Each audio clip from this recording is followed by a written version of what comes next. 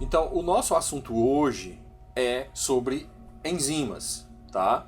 Bioquímica das enzimas. Nas duas últimas aulas, inclusive, nós falamos sobre as proteínas. E por que eu vou retomar desse ponto? Para nos relembrar um detalhe. O que são as proteínas? As proteínas são polímeros de aminoácidos. Eles são moléculas formadas a partir da união de aminoácidos. Pois bem, por que eu estou retomando desse ponto? Porque apesar de existirem enzimas que não são proteínas, a maioria das enzimas que existem são proteínas. E todas aquelas proteínas, todas aquelas enzimas das quais nós vamos tratar aqui nesta aula e durante o nosso transcorrer da disciplina, são proteínas. Então, existem algumas exceções de enzimas chamadas ribozimas. Essas enzimas não são proteínas, elas são estruturadas a partir de RNA. Porém, essas não entram nas nossas definições aqui. Tudo que nós falarmos aqui estará relacionado com enzimas de natureza proteica. Pois bem, então, primeiro, o que são enzimas? Já disse, do ponto de vista estrutural, elas são proteínas. Mas, do ponto de vista funcional, as enzimas são catalisadores químicos, tá? Especificamente nesse caso, catalisadores bioquímicos. O que é que um catalisador faz? Ele acelera um processo reacional, ele acelera uma reação. Então, as enzimas são proteínas. Vocês lembram que logo que eu comecei a falar de proteína, eu fiz questão de fazer uma diferenciação entre as proteínas e as demais classes, e eu comecei falando assim: qual a função das proteínas? Tudo. Então, no meio desse tudo, uma das funções desempenhadas pelas proteínas é de enzimas. Tá? Então, o que são as enzimas? São proteínas, nesse nosso caso, são proteínas que desempenham o papel de catalisadores bioquímicos de reações ocorrendo dentro da célula. Então, todas as reações bioquímicas ocorrendo dentro da célula têm, quase que invariavelmente, a intermediação de uma ou mais enzimas para que elas aconteçam, para que as reações aconteçam. Então, as enzimas são, dessa forma, por esse princípio, essenciais ao funcionamento da célula e à própria vida em si. E por que elas fazem isso?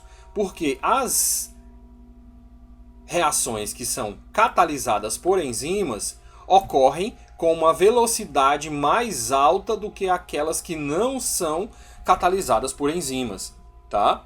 O tempo, a reação catalisada por enzimas é de 10 a 6 a 10 a 12 vezes mais rápidas do que as não catalisadas. Ou seja, reações catalisadas são muito mais rápidas do que reações não catalisadas. Essa velocidade, ela é, como eu já mostrei aqui, várias ordens de grandeza mais elevada do que as reações não catalisadas e até mesmo do que as reações catalisadas quimicamente, ou seja, com catalisadores inorgânicos, com catalisadores outros que não sejam proteínas com essa função.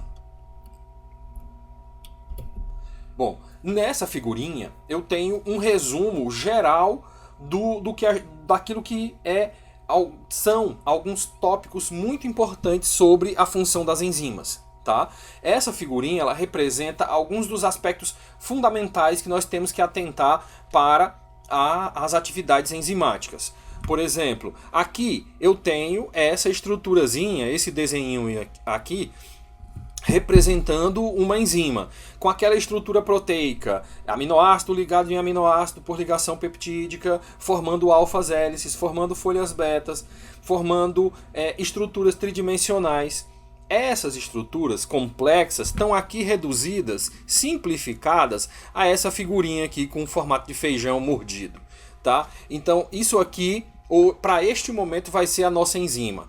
E o que é que ela tem de característica? Ela tem visivelmente uma área sulcada, ela tem um sulco, uma reentrância, que é o primeiro elemento importante da atividade enzimática, obviamente depois da própria enzima, que é o sítio ativo. Então, o que é esse conceito de sítio ativo?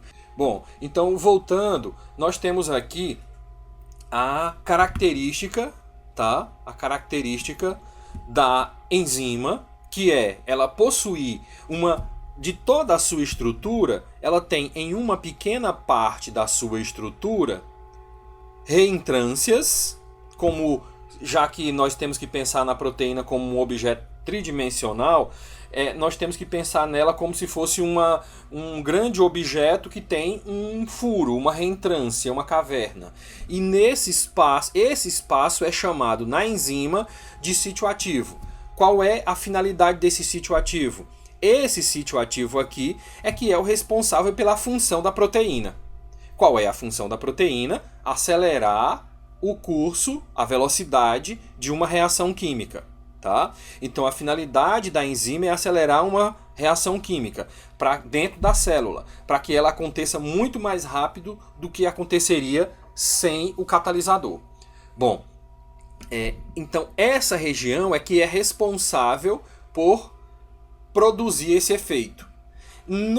Na próxima figurinha, nós temos, além da enzima e do sítio ativo, que nós já temos aqui dois elementos que conhecemos, a finalidade da enzima, que é acelerar a reação, e o sítio ativo, que é a parte da enzima responsável pela aceleração da reação, pela catálise, propriamente dita. Então aqui nós temos os reagentes, já que a finalidade da enzima é acelerar uma reação, essa aceleração se dá de uma reação que tem que ter reagentes que vão dar um produto. Então, os reagentes de uma reação enzimática recebem uma designação específica. Eles são chamados de substratos. Então, substratos o terceiro conceito que nós estamos vendo aqui nessas figurinhas, são os reagentes da reação que vai ser catalisada pelas enzimas no sítio ativo. Ok?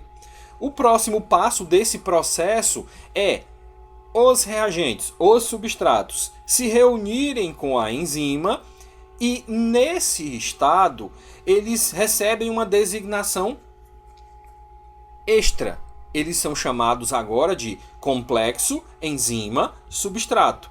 Por quê? Porque a enzima está conectada aos substratos, nesse caso 2, mas não é obrigatório que sejam 2, pode ser que o substrato seja apenas um. Aqui nesse caso, apenas para ilustrar, são 2. Então, quando os substratos se conectam com a enzima no sítio ativo, esse conjunto é chamado de complexo enzima-substrato.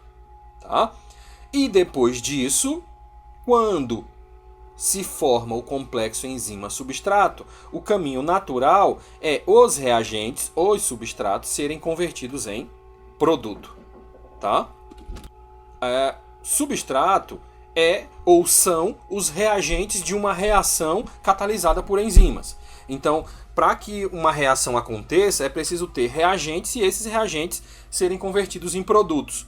Então, os reagentes de uma reação catalisada por enzimas são denominados de substratos. Quando eles se unem à enzima no sítio ativo, eles formam o complexo enzima-substrato, que, após a intermediação da enzima, por meio da intermediação da enzima, os substratos convertem-se em produtos. Esse produto sai do sítio ativo da enzima, o sítio ativo volta a ser o que era antes e reinicia o processo. Então, cada enzima faz esse processo indefinidamente e apenas esse processo. Ela não realiza outro processo, tá? Então, vamos só verificar aqui quais são os conceitos que nós vimos aqui. O de enzima, da função enzimática, o de sítio ativo, o de substratos, o de complexo enzima de substrato, o do produto e esse conceito aqui que é importante, que é do reinício do processo. Ou seja, como catalisador que a enzima não sofre modificações definitivas e ao final do processo ela está apta novamente a reiniciar o processo. Então, isso é o ciclo de funcionamento da enzima. Nesta figurinha também, nós temos algumas características muito importantes. Que características são essas? Duas características fundamentais das enzimas. Uma chama-se seletividade e a outra, que engloba o conceito de seletividade, que envolve o conceito de seletividade, chama-se especificidade. Tá? Então são dois conceitos fundamentais quando se trata da atividade enzimática, a seletividade e a especificidade. O que é a seletividade? É a capacidade que a enzima tem de reconhecer de maneira seletiva apenas os seus substratos. Então, se a enzima tiver um substrato apenas, ela só reconhece aquela substância, aquela molécula. Se ela tiver 2 ou 3 substratos, ela só reconhece aqueles 3. Todas as outras moléculas que chegarem até a enzima simplesmente são ignoradas pelo sítio ativo. E isso é o que se chama de seletividade. E acontece por quê? Acontece porque a enzima e o substrato guardam entre si uma complementariedade, ou seja, eles têm estruturas que são complementares, tá? Então, nesse caso, essa capacidade que a enzima tem de produzir a separação entre os substratos que são dela e os que não são dela é chamado de seletividade. E isso acontece em razão de a enzima ter a capacidade de reconhecer a forma, a estrutura da molécula que chega até ela. Se aquela estrutura for o substrato dela, ela interage com ele, forma um complexo enzima-substrato e aí o produto. Se não for, vai simplesmente embora e nada acontece. Esse é o conceito de seletividade. E esse conceito ele está contido dentro do conceito de especificidade. Tá? Qual é o conceito de especificidade? Junto com a seletividade, o conceito de especificidade está relacionado com a grande eficiência da enzima. Lembra que quando eu comecei a falar, eu disse que as enzimas elas são muito, mas muito eficientes. Por quê? Porque elas conseguem fazer uma reação que demoraria muito tempo acontecer em uma fração de segundo, tá? E conseguem fazer isso muitas e muitas vezes dentro da unidade de tempo. Então, existem vários fatores que contribuem para essa capacidade. Um deles é a seletividade. Por quê? Porque se a enzima ficasse perdendo tempo tentando transformar substratos que não são dela, ela já perderia tempo para transformar os substratos que são.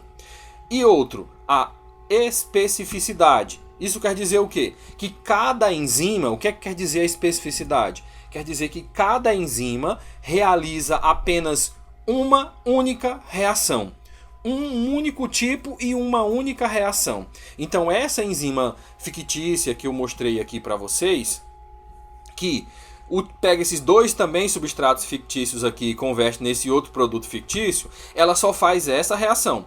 Então a reação aqui está pegando dois, juntando os dois e transformando em um.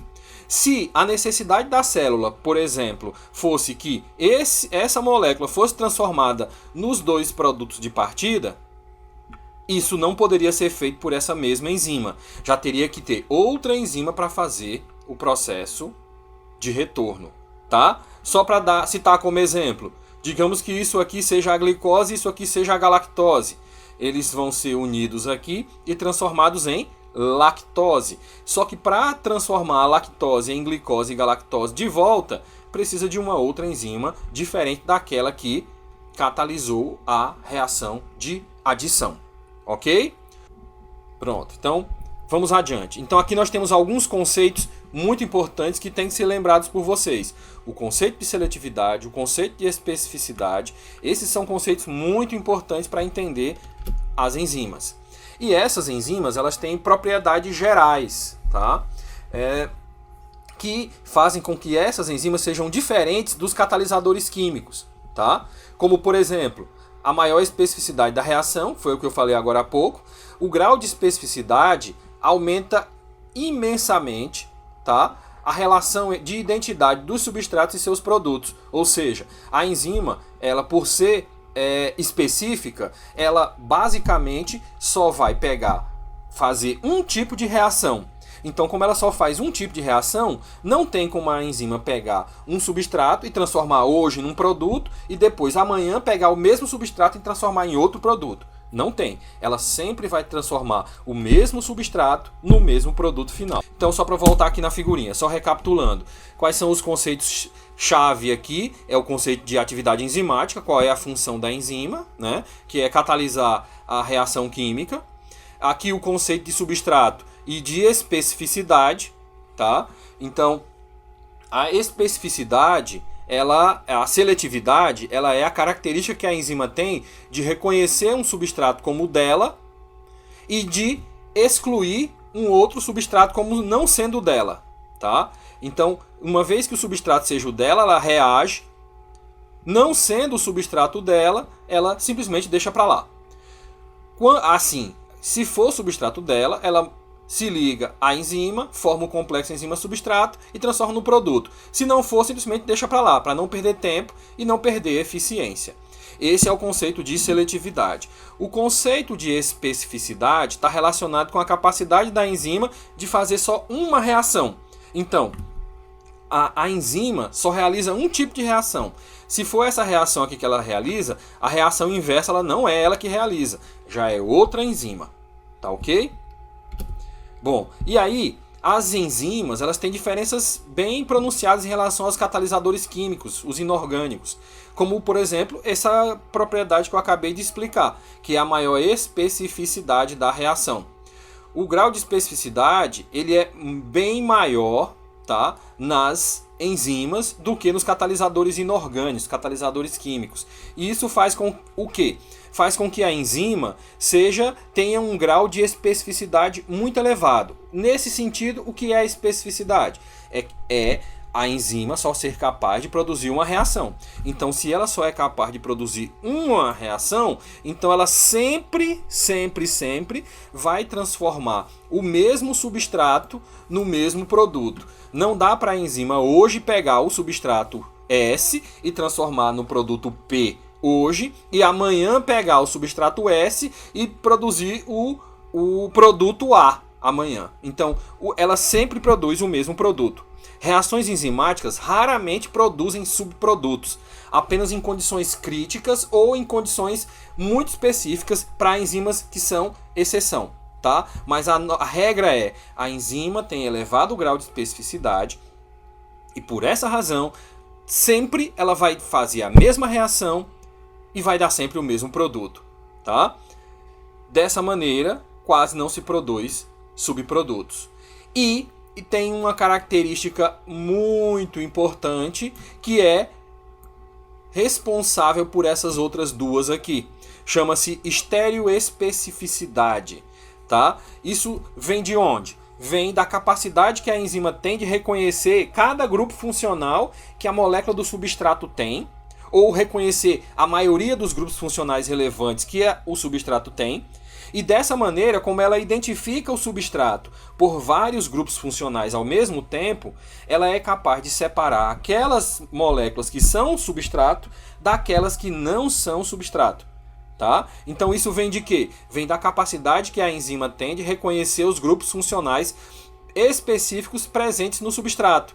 Dessa forma, catalisando as reações de maneira específica apenas no substrato próprio da enzima e desconsiderando as demais moléculas, como por exemplo até enantiômeros, que são estereoisômeros, que são basicamente a mesma molécula, mas que tem uma pequena variação estrutural. Bom, as enzimas, elas são proteínas e como tal, elas estão sujeitas às mesmas características, aos mesmos caracteres de alteração de comportamento que qualquer outra proteína. Então, alterações de pH e temperatura podem levar à desnaturação e mesmo antes de levar à desnaturação, que é a perda total da estrutura e consequentemente da função,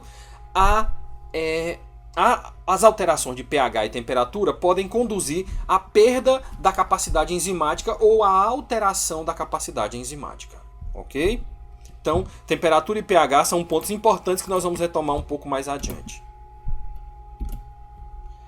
Bom, Aqui, de uma maneira geral, é só para relembrar vocês que a reação enzimática ela acontece em duas etapas, né? Nós temos o encontro da enzima com o substrato, eles formam o complexo enzima-substrato, o produto é produzido, liberado e a enzima retoma o processo. Só que existem dois modelos teóricos, duas tentativas de explicar como é que funciona essa seletividade / especificidade das enzimas. Esses dois são chamados de modelo chave-fechadura e modelo do ajuste ou do encaixe induzido.